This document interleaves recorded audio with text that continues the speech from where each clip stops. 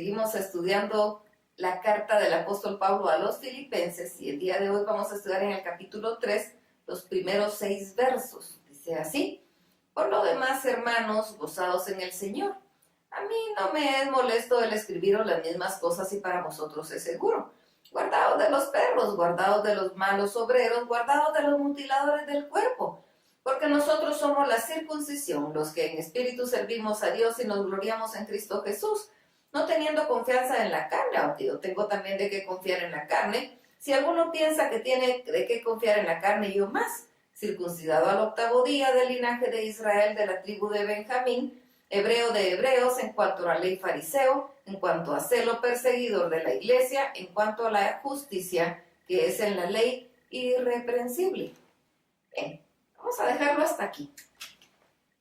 El apóstol Pablo está hablando por la presión que estaba teniendo el pueblo cristiano de la iglesia de Filipo y de todos los lugares de donde estaban los gentiles, en contra de que ellos no estaban circuncidados. La ley y el pacto que Dios hizo con Abraham era que todo varón debía ser circuncidado al 8º día. Sin embargo, ahora estamos bajo el pacto de Cristo. El nuevo pacto es el pacto de Cristo, del derramamiento de su sangre. Entonces ya no necesitamos, o ya no necesitan los hombres mutilar su cuerpo para estar dentro del pacto. Ahora estamos dentro del pacto a través del sacrificio de Jesucristo. Y era tan difícil para la iglesia, y es pues normal, ¿verdad? Para el pueblo judío era tan difícil entender esto, porque un cambio así de fuerte es muy difícil.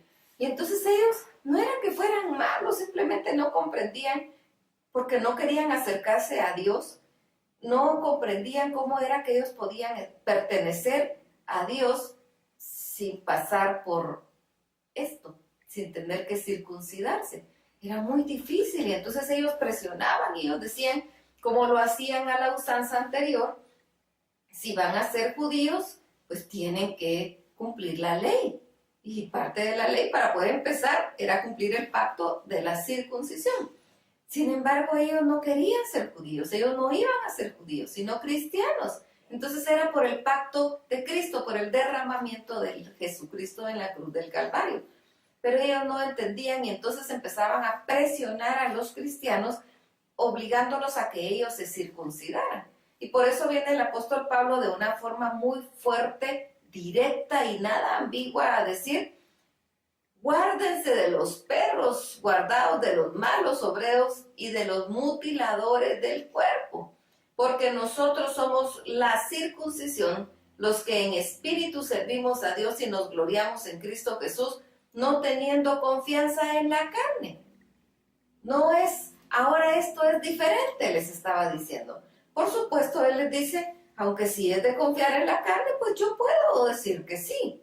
Porque yo, dice él, fui circuncidado al 8º día del linaje de Israel, de la tribu de Benjamín, hebreo de hebreos, en cuanto a la ley fariseo, en cuanto a celo perseguidor de la iglesia, en cuanto a justicia que es en la ley, irreprensible. O sea, de mí no pueden decir nada, estaba diciendo él. Pero era Dios quien le había revelado a él que los gentiles ya no tenían que pasar por todo eso. Y él mismo les habla en más de una oportunidad que los judíos están tratando de que ellos cumplan lo que ni ellos mismos pueden cumplir. Están tratando de imponer una carga que ni ellos mismos pueden. Y entonces él está haciendo ese llamado específico. No tengan pena, pueden seguir. Es ahora bajo el pacto del derramamiento de la sangre de Jesucristo en la cruz del Calvario, y al reconocerlo nosotros en nuestro corazón como nuestro Señor y Salvador, entramos en ese pacto. Ya no es a través de la mutilación del cuerpo. Por eso les dice, guardaos. Y hoy en día, pues hay algunos grupos que están volviendo a esta misma que posteriormente se le llamó la herejía judaizante, a esta misma situación, obligando a la gente a que regrese a la ley, a que guarde comidas específicas, a que tenga todos estos rituales. Ya no es el pacto abrahámico, es el nuevo pacto en Cristo Jesús. Y eso es lo que Pablo les está hablando. A él le había sido revelado, porque él se había metido con Dios, se había pegado con Dios.